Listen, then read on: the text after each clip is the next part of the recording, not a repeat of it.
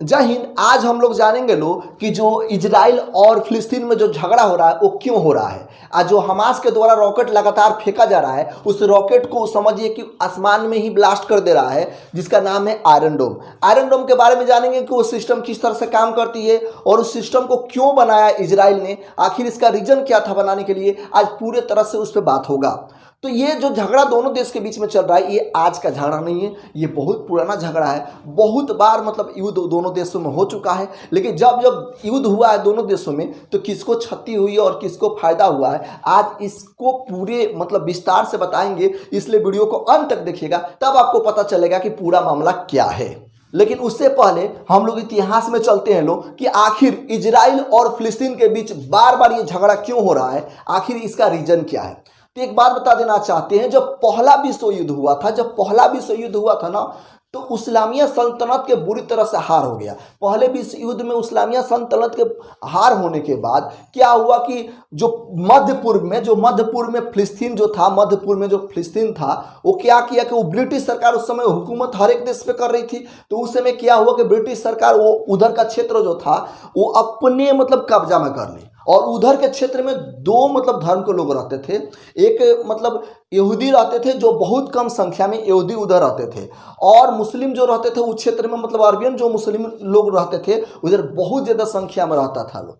लेकिन धीरे धीरे ये कैसे चेंज हुआ, जोग्राफिकली कैसे चेंज हो गया, आज इसके बारे में हम बताएंगे बढ़िया से कि कैसे चेंज हुआ। यहूदी कैसा अपना कैसे देश बना लिया, वीडियो को अंत तक देखिएगा। और फिलिस्तीन कैसे धीरे धीरे खत्म होते गया। लेकिन एक समय आया कि दोनों धर्मों के बीच एकदम तनाव उत्पन्न हो गया, मतलब युद्ध जैसा माहौल हो गया वहां, क्योंकि अंतर्राष्ट्रीय समुदाय ने ब्रिटिश को यहूदी लोगों के लिए फिलिस्तीन को राष्ट्रीय घर स्थापित करने के लिए कहा। ये बात ना तो फिलिस्तीन के मुसलमान मानने वाले थे और ना ही अरबियन मुसलमान लोग मानने वाला था। बोला कि नहीं, ऐसा कभी नहीं हो सकता, ये हम लोग नहीं मानेंगे, चाहे इसके लिए मार होगा जो भी होगा हम लोग देखेंगे लोग, लेकिन हम लोग नहीं करेंगे। जब अंग्रेजों ने देखा कि यह मामला हमसे अब नहीं सलट पाएगा तो इस मामला को उसने क्या किया कि यूएनओ में ले जाके मतलब डाल दिया। बोला कि यूएनओ में बोला कि भाई आप लोग ही इस मामला को सलटाइए, हम लोगों से नहीं सलटने वाला है। अब सबसे पहला बात कि ये यूएनओ क्या होता है। दूसरे विश्व युद्ध के बाद जब दूसरा विश्व युद्ध खत्म हो गया उसके बाद क्या हुआ कि मतलब ब्रिटिश ने ही एक मतलब संस्था बनाई जिसका नाम रख दिया यूएनओ। मतलब कोई भी मतलब मुद्दा मतलब अगर ऐसी होता था, दो देशों में कोई भी झड़प होता था, कुछ भी होता था तो उसी में उसको सलटाया जाता था। जब यूएनओ में ये मामला गया तो यहूदी लोग बोले कि यहाँ पर मेरे पूर्वज लोग रहते थे इसलिए हम लोग भी रहेंगे। और फिलिस्तीनी और अरबियन जो मुस्लिम जो थे लोग, और फिलिस्तीन और अरबियन जो मुस्लिम थे लोग बोल रहे थे कि नहीं यहाँ पे मेरा हक है, हम लोग रहेंगे।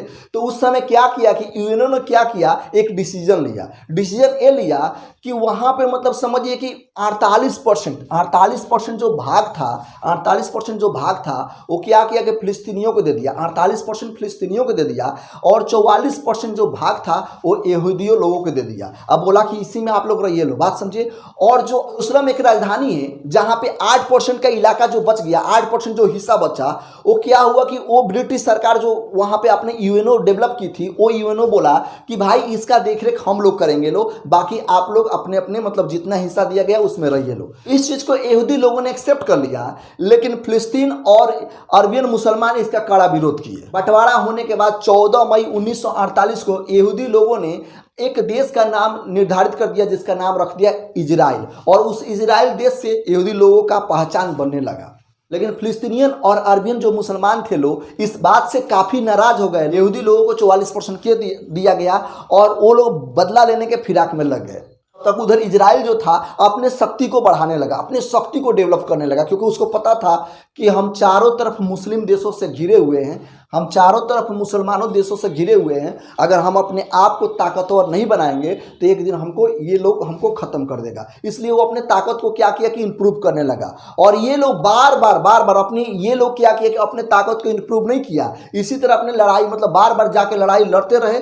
और जब लड़ाई लड़े लोग, पहले तो वो 44% पर था, लेकिन ये लोग बार बार उसको जाके मतलब इजराइल पर हमला किए लो। और जब इजराइल पर हमला किए लो तब समझिए कि इजराइल क्या किया कि उनका मतलब क्षेत्र को हथियाते गया। और इजराइल पहले 44% पर था, आज क्या किया कि बढ़ाते वो अपने क्षेत्र इतना ज़्यादा कर दिया है कि आज के डेट में फिलिस्तीन मात्र 12% पर रह गया है। अब समझिए कि 1948 से 1967 के बीच में जब 1948 में जो बंटवारा हुआ था तो फिलिस्तीन 48% में था, लेकिन 1948 से 1967 तक जात जात फिलिस्तीन मात्र 22% पर हो गया। इतना ज़्यादा मतलब समझिए कि इतना ज़्यादा बीच में मतलब लड़ाई झगड़ा हुआ, और जब जब हुआ तब तब क्या किया कि इजराइल वाला अपने ताकत को बढ़ाते गए और उनको पीछे मतलब फिलिस्तीन को पीछे ढकलते गए। के बाद 1967 से लेके 2011 तक ऐसा स्थिति कर दिया इजराइल ने कि आज फिलिस्तीन मात्र 12% पर रह गए, मात्र 12% पर रह गए फिलिस्तीन। ये तो हो गया पीछे की बात, लेकिन अभी झड़प क्यों हो रहा है?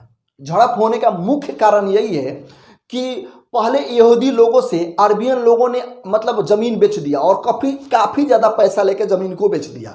और मतलब ज़मीन बेचने के बाद क्या हुआ कि अभी क्या हुआ कि यहूदी लोग मतलब इजराइल के जो लोग हैं वो लोग बोले कि भाई आप हमारे ज़मीन को छोड़ दीजिए, जो ज़मीन हम लोग खरीदे हैं लोग, और वो अपने कागज़ पत्र दिखाने लगे लोग। और ये केस जो है चल गया कोर्ट में, और कोर्ट में जाने के बाद क्या हुआ कि ये मतलब इजराइल को इसका डिग्री मिल गया, और डिग्री मिलने के बाद जब खाली कराया जा रहा था तो उसी को लेकर तनाव हो गया दोनों देशों के बीच इतना ना तनाव बढ़ रहा है कि लग रहा है कि समझिए कि युद्ध ना हो जाए। देखिए एक बार बता देना चाहते हैं, पूरे पृथ्वी को अगर बचाना है तो इंसानियत को जिंदा रखना होगा, धर्मवाद को छोड़ना होगा सबसे पहला बात। हम बताएंगे आयरन डोम क्या है, और जो हमास के द्वारा जो रॉकेट बार बार फेंक रहा है, रॉकेट जो छोड़ रहा है उसको ऊपर ब्लास्ट कर दे रहा है, जिसके मतलब आयरन डोम के द्वारा, ये क्यों, आखिर ये क्या रीजन आया कि आयरन डोम मतलब इजराइल को बनाना पड़ा। सन 2001 की बात है, इजराइल के दक्षिण दिशा में एक छोटा सा शहर है जिसकी जनसंख्या 27,000 है। उस समय क्या हुआ 2001 में कि पहला रॉकेट उस समय हमास के द्वारा फेंका गया, जो पहला रॉकेट आया उससे मतलब इजराइल देख के डर गया, रॉकेट से इतना ज़्यादा परेशान हो गया। यानी कहा जाता है कि 2001 से लेकर 2007 के बीच इतना ज़्यादा रॉकेट छोड़ा हमास ने कि इजराइल को इतना टेंशन होने लगा। उसी टेंशन को देखते हुए इजराइल ने एक डिफेंस सिस्टम बनाया जिसका नाम था आयरन डोम। अब ये आयरन डोम किस तरह से काम करती है, कैसे रॉकेट को जाके ब्लास्ट करती है, कैसे उड़ा देती है रॉकेट को, कैसे मार के गिराती है, इसके बारे में थोड़ा जानेंगे लोग।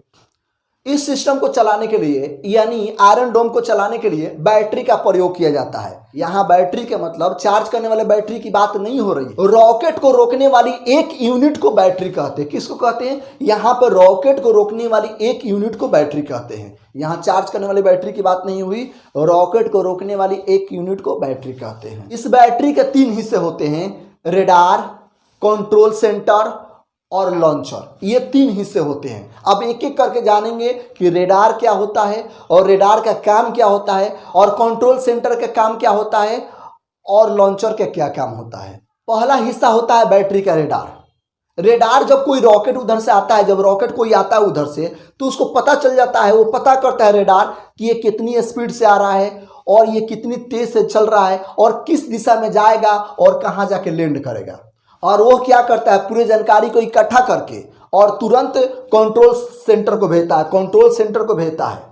इस सेंटर में हाई स्पीड का कंप्यूटर लगाया जाता है। इस सेंटर में हाई स्पीड का कंप्यूटर लगाया जाता है और वो तुरंत पता करता है कि ये जो रॉकेट जो आ रहा है ये कहाँ लैंड करेगा, यानी कहाँ गिरेगा। अगर रॉकेट किसी आबादी वाले इलाके में या किसी महत्वपूर्ण बिल्डिंग पर जब गिरने वाला होता है तब उसको नष्ट किया जाता है।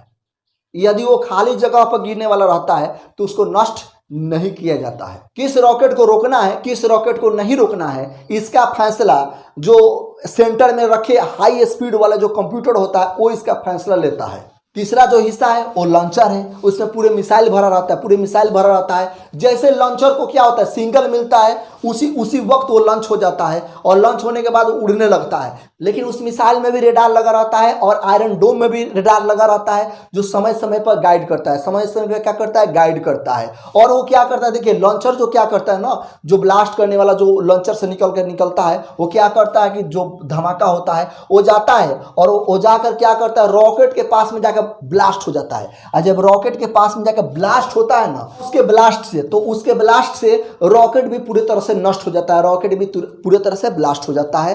तो ये थी पूरी जानकारी इजराइल और फिलिस्तीन के बारे में। अब मिलेंगे अगले वीडियो में, तब तक के लिए आपसे अलविदा लेना चाहते हैं। थैंक